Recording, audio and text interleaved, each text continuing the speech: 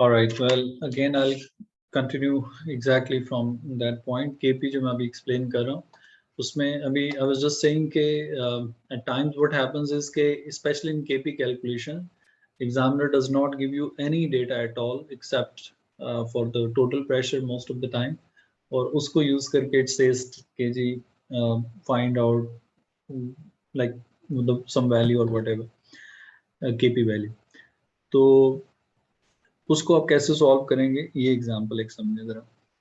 देखिए हम जैसे सल्फर डाइऑक्साइड है that reacts with oxygen. Typically ये जो कॉन्टैक्ट प्रोसेस और हेबर प्रोसेस वगैरह वाले रिएक्शंस हैं या जिनमें स्पेशली गैसेज इन्वॉल्व हैं वो वाले आपको इन क्वेश्चंस में मिलते हैं।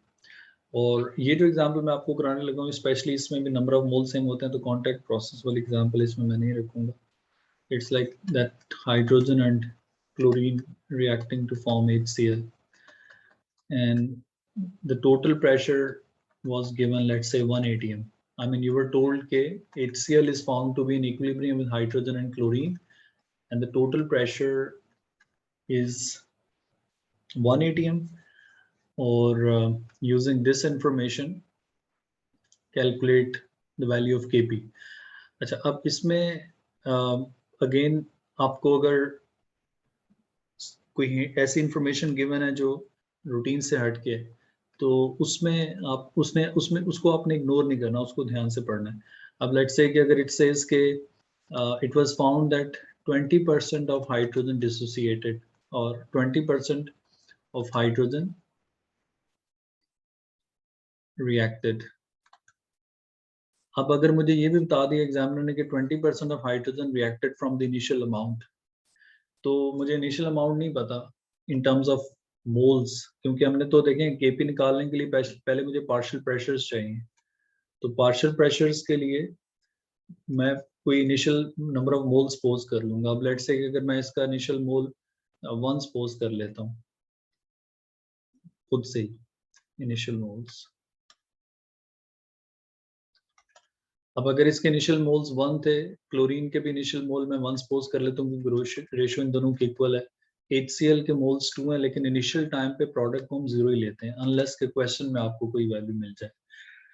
अच्छा, अब इसके बाद मुझे जो क्वेश्चन में एग्जामिनर ने ये बता दिया कि 20% of the hydrogen has reacted, इसका मतलब ये होगा कि 20% यूज होगा और 80% नहीं यूज होगा। तो इक्विलिब्रियम मोल्स कैलकुलेट करने के लिए आपने ये इंफॉर्मेशन यूज करनी है जो गिवन है। 20% रिएक्टेड, तो डिक्रीज कितना हुआ, 20% ऑफ 1 0.2 डिक्रीज हो जाएगा। तो जब 0.2 डिक्रीज होगा इसमें से, तो मेरे पास जो बच जाएगी अमाउंट इसकी इन टर्म्स ऑफ मोल्स वो कितनी होगी, 1 माइनस 0.2 0.8। तो आपने वो अमाउंट निकालनी होती है जो रिएक्टेंट की लेफ्ट ओवर है, ठीक है, बच रही है, not the one which is used up. जो यूज्ड हुई अमाउंट वो मुझे बताती है कि how much is left over, और फिर इक्वेशन से रेशियो लेके मैं डिसाइड करूंगा कि how much chlorine will have been used up. ये भी इक्वल यूज होगी, 0.2 यूज होगा 20% ऑफ 1, और इसकी भी 0.8 ही मोल्स बचेंगे।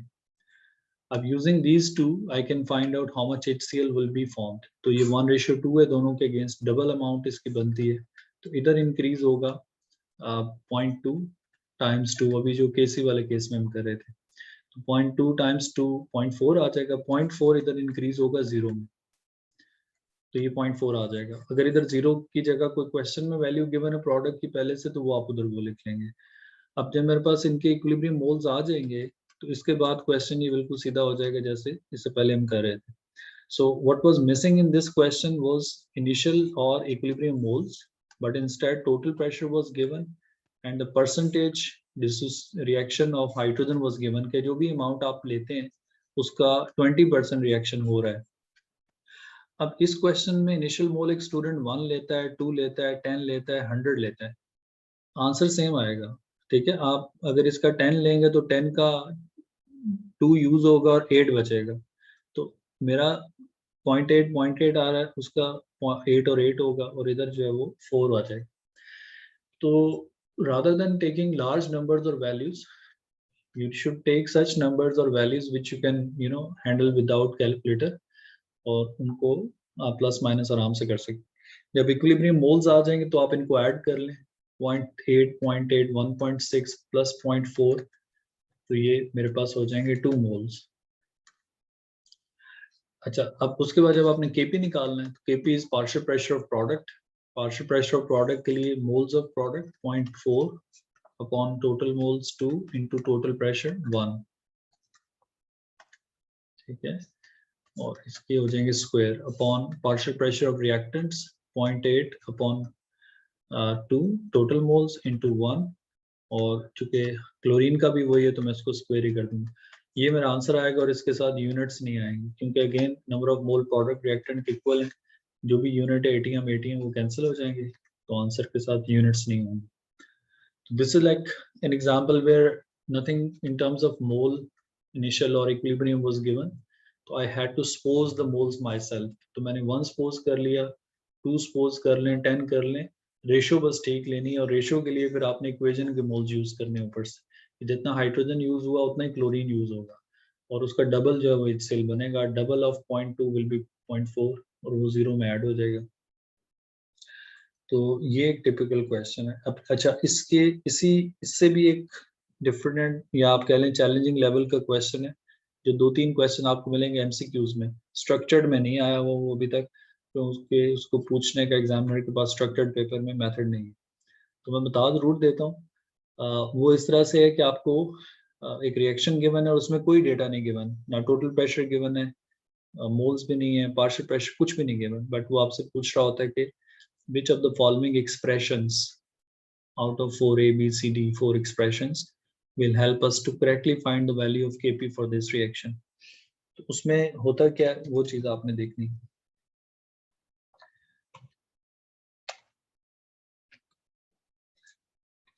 अच्छा, जिस क्वेश्चन का भी मैं रेफरेंस दे रहा हूँ, इसमें क्या चीज होगी कि लेट्स से अगर मेरे पास ये सल्फर डाइऑक्साइड है, ऑक्सीजन से रिएक्ट करके it forms SO3 and the equation is like balanced and everything is gas, and the question says which of the following expressions help us to find the value of Kp correctly. अब इस question में no data given, no values given, और फिर आपने check करना है कि किस एक्सप्रेशन से आंसर ठीक आएगा, तो उसके लिए मुझे अगेन सारा कुछ सपोज करना होगा। अब वो सपोज आपने करना क्या है कि जब मुझे इसका कुछ भी गिवन नहीं था, तो I would just suppose the moles, equilibrium moles खुद ही मैं इनके सपोज कर लेता हूँ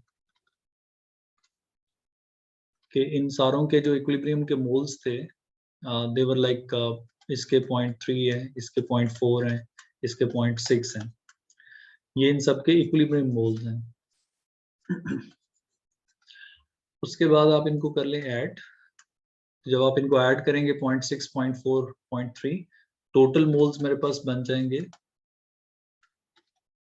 1.3, ठीक है। इस चीज को आप, या technically in these questions again in MCQs you have to actually compare your options with the working that I'm doing here, क्योंकि एग्जामिनर ने 4 जो ऑप्शंस दिए होंगे उसमें उसने कोई स्पेसिफिक वैल्यूज यूज की होंगी, तो आपने उन वैल्यूज के अगेंस्ट चेक करना है। ये तो वैल्यूज मैं सपोज कर रहा हूँ, वहां तो उसने सपोज नहीं की होंगी, जाहिर है सपोज की होंगी तो स्पेसिफिक नंबर्स होंगे, तो हो सकता है मेरे वैल्यूज के साथ मैच ना करें। तो you don't need to suppose and solve yourself and then try to match it over there. आपने उसके ऑप्शंस को टैली करना, और टिपिकली इसमें ऑप्शन डी को ठीक रखा जाता है कि एक स्टूडेंट सारा चेक कर ले तो टाइम लग जाए उसका, तो डी चेक करें, ए चेक करें, उसके बाद फिर बी एंड सी में से। अच्छा, अब चेक इसमें क्या करना है आपने, ये देखना जरा।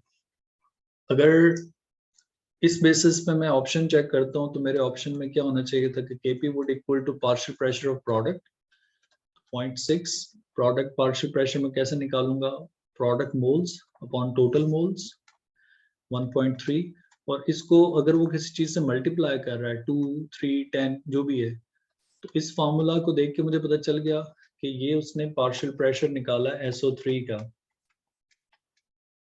ठीक है, divide by partial pressure of SO2 into partial pressure of oxygen. ये मेरा फॉर्मूला है जिसको मुझे टैली करना है। तो अगर मैं ये फॉर्मूला देख रहा हूँ तो इसमें मुझे क्या चीज समझ आएगी, 0.6 are the moles of SO3, 1.3 are the total moles, 2 is the total pressure, और ये इसकी पावर है ये वाली। अच्छा, इससे मुझे ये चीज पता चल गई कि सारे एक्सप्रेशंस में total pressure must remain 2 and the total moles must remain 1.3, क्योंकि वो तो सबके लिए टोटल यही रहेंगे ना, सबके लिए चेंज तो नहीं होंगे। अच्छा, अब मैं जब पार्शियल प्रेशर SO2 का देखूंगा तो SO2 का partial pressure is like 0.3 upon total moles 1.3 into total pressure 2 और इसका भी स्क्वायर। फिर जब आप पार्शियल प्रेशर ऑक्सीजन का देखेंगे तो it has to be 0.4 1.3 into 2 and that would equal to some answer and like maybe ATM inverse unit. अच्छा, अब लेट्स से कि ये मेरा ऑप्शन डी था, जिस मैं सारे ऑप्शंस चेक कर रहा हूँ and finally I reach this option and this expression was given in option D. इस तरह के 4 एक्सप्रेशंस थे। तो जब मैं एक्सप्रेशंस पे इस एक्सप्रेशन में पहुंचता हूँ तो आई वुड नो कि ये करेक्ट है, इससे आंसर ठीक आएगा। और उसकी रीजन क्या है, इसमें मैंने जो चीजें चेक करनी है वो क्या है, ये जो 0.6 0.3 0.4 these are numerator moles, ये moles हैं सारे reactant product के total। तो जब मैं 0.6 0.3 0.4 को ऐड करूं तो ये मेरा जो वैल्यू है वो 1.3 बननी चाहिए। तो जब मैंने इनको ऐड करके देखा तो ये 1.3 बन रही है, ठीक है। अच्छा, दूसरा मुझे ये चीज चेक करनी है कि जो टोटल मोल्स 1.3 है सारों को मैंने उसी से डिवाइड किया हुआ है, ठीक है। सबको मैंने 1.3 से डिवाइड किया होना चाहिए, क्योंकि mole fraction comes by dividing moles by total moles. Total mole सबके लिए सेम है। तो ये नहीं है कि ऊपर मैंने इसको 1.3 से डिवाइड किया, नीचे 1.2 से कर दिया, इधर 1 से कर दिया। और फिर जिस चीज से मैं मल्टीप्लाई कर रहा हूँ इसको, जिस नंबर से सबको, that must be same again, that is because that number is total pressure. अब टोटल प्रेशर मुझे गिवन नहीं है तो भी आई वुड नो कि टोटल प्रेशर सबके लिए सेम होना चाहिए। Total moles and total pressure numbers should not be different. तो अब अगेन आप ऊपर देखें कि 2 से मल्टीप्लाई और नीचे 3 से हो गया एकदम, तो इट मीन्स कि उस एक्सप्रेशन से आंसर ठीक नहीं आ सकता। अच्छा, अगर ये सब कुछ ठीक है तो फिर मुझे पावर्स चेक करनी है कि इसने प्रोडक्ट की पावर, रिएक्टेंट की पावर 2 और उसकी 1 ली हुई है, या उसने फार्मूला चेंज करके रिएक्टेंट ऑन प्रोडक्ट कर दिया। रिएक्टेंट मतलब ये ऊपर चले गया और वो नीचे आ गया, वो भी गलत हो जाएगा। अच्छा, अब अगर आपको 2 एक्सप्रेशन ऐसे मिलते हैं जिसमें ये सब इक्वल है, सब सेम है, तो उसमें फिर आपने आंसर की तरफ देखना है। और अगर 2 एक्सप्रेशन में आंसर भी सेम हो तो वो तो क्वेश्चन सबसे आसान होगा, क्योंकि उसमें फिर फैसला यूनिट करेगी। अगर आंसर की वैल्यू भी सेम है, एक्सप्रेशन भी सेम है, तो अगर एक ऑप्शन में उसने यूनिट लिखी हुई है ATM और दूसरे एक्सप्रेशन में यूनिट लिखी हुई है ATM माइनस, तो आप देखें ATM माइनस वाला एक्सप्रेशन ठीक होगा, क्योंकि इस केस में जो यूनिट है वो बचेगी नहीं। ATM स्क्वायर कैंसिल हो जाएगा और 1 over ATM बचेगा, तो 1 over ATM is ATM inverse। This is like a typical question. आगे आप लोगों ने MCQs का भी करना है पेपर, स्ट्रक्चर्ड पेपर में। इसमें एग्जामिनर इसको कैसे दे सकता है, हैव नो आइडिया। इस तरह ही दे सकता है कि वो आपको एक पार्ट में ये वर्क ये दे दे सारा वो आपसे पूछे कि suggest if this expression can be used to find out the value of Kp for this reaction correctly। तो आपने बस यही चीजें चेक करनी है कि उसने टोटल मोल ठीक लिखे हैं, टोटल प्रेशर ठीक से मल्टीप्लाई किया है, पावर उसने ठीक रेज की है या चेंज करनी है जगह जगह, और यूनिट ठीक लिखी हुई है कि नहीं। तो ये है KCKP। कोई पर्टिकुलर क्वेश्चन हो तो आप पूछें। इसमें अब एक और चीज है जो मैं ऐड करूंगा, और वो भी MCQs में ही ज्यादा आती है, स्ट्रक्चर्ड पेपर में उसका नॉर्मली मैंने बहुत ही कम देखा है पूछा हुआ। और वो ये है कि जो फैक्टर्स आपने पढ़े थे सारे, टेम्परेचर, प्रेशर, कंसंट्रेशन, कैटलिस्ट वगैरह सारे, उसमें से एक ही फैक्टर है, the only factor which could affect the value of Kc और Kp is temperature। so इस पॉइंट को मैं इसलिए एंड पे हाईलाइट करके बताता हूँ कि याद रहे जरा। the value of Kc और Kp is only affected by temperature।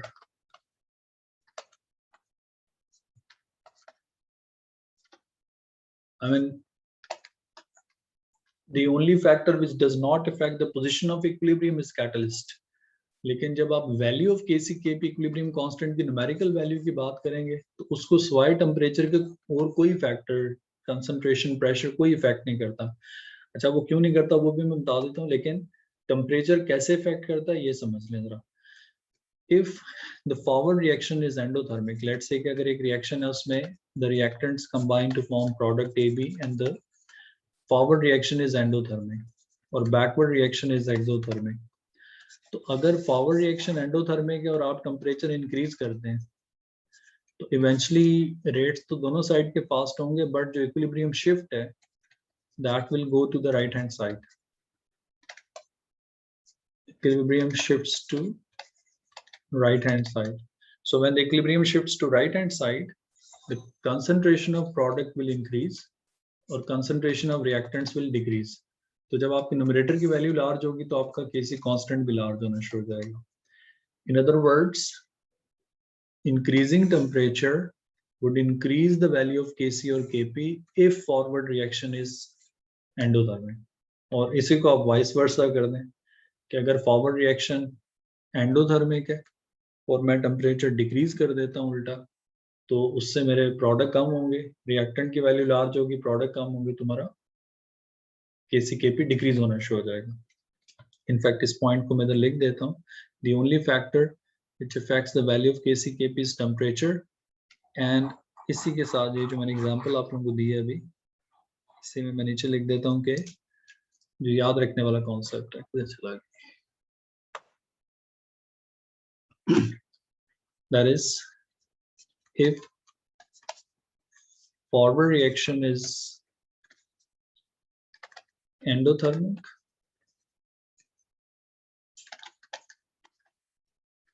then value of Kc or Kp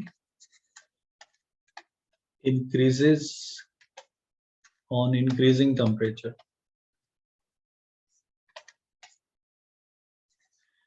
And vice versa. ठीक है. और इंक्रीज करने से टेम्परेचर इसलिए होता है कि इक्विलिब्रियम राइट हैंड साइड पे शिफ्ट होता है. जब भी प्रोडक्ट की वैल्यू इंक्रीज होगी इन टर्म्स ऑफ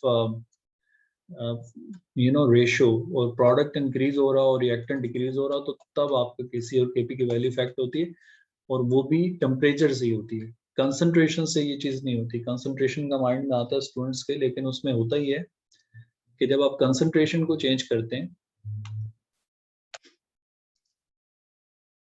तो लेट्स से कि अगर हमारे रिएक्टेंट्स हैं, अब मैं थोड़ा टाइम सेव करने के लिए ये भी एग्जांपल्स कर रहा हूँ. अब लेट्स से कि अगर मेरे पास एक रिएक्शन था, उसमें Kc की वैल्यू थी 4 और जो कंसंट्रेशंस थी रिएक्टेंट्स और प्रोडक्ट्स की, they were like with the value of 10/5. 2 कर देते हैं चलें. तो अगर इन कंसंट्रेशन के साथ मेरे पास Kc की वैल्यू 2 थी, प्रोडक्ट ऑन रिएक्टेंट, और मैंने क्या किया कि कंसंट्रेशन चेंज कर दी. चेंज इस तरह से की कि मैंने मतलब बाहर से प्रोडक्ट डाले, रिएक्टेंट डाले, और फिर मेरा अगेन एक नया इक्विलिब्रियम एस्टैब्लिश हुआ. सो एट न्यू इक्विलिब्रियम, कल भी मैंने बताया था कि at new equilibrium there will be a new set of concentrations. So the new set of concentration would be perhaps higher than the lower initial one. तो अब अगर ये new set of concentration ये है कि reactant भी increase हो गया, product भी increase हो गया, तो मेरा Kc उसी तरह से constant रहेगा. So concentration change, in short, leads to increase or decrease in the values of product and reactant by the same ratio. एक ही रेशियो से वो इंक्रीज या डिक्रीज कर जाती है, इसलिए कांस्टेंट रहता है Kc. अगर मैं डिक्रीज करता तो that might have decreased from 10/5 to 4/8/4, तो भी ये कांस्टेंट ही रहेगा.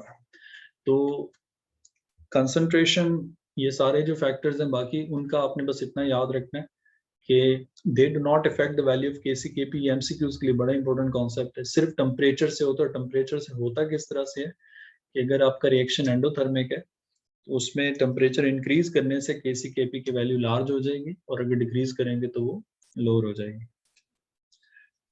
अब ये इसमें इक्विलिब्रिया इसके साथ कंप्लीट हो जाता है. इसको मैं बस यहाँ रोकूंगा अभी.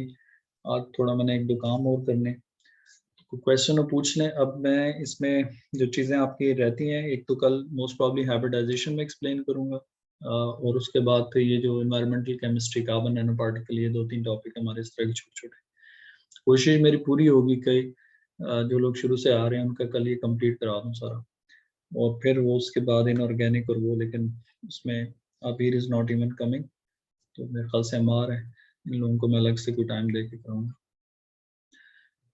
आई होप आप लोग ईयरली पेपर्स कर रहे हैं। अब इसमें फ्राइडे सैटरडे की कोई क्लास जो हमारी होगी उसमें मैं आपको पास पेपर की प्रैक्टिस कुछ करानी स्टार्ट करूँगा, और नेक्स्ट वीक फिर हम उसको ज़रा रिगरसली और पेपर्स की प्रैक्टिस ही करेंगे मेन।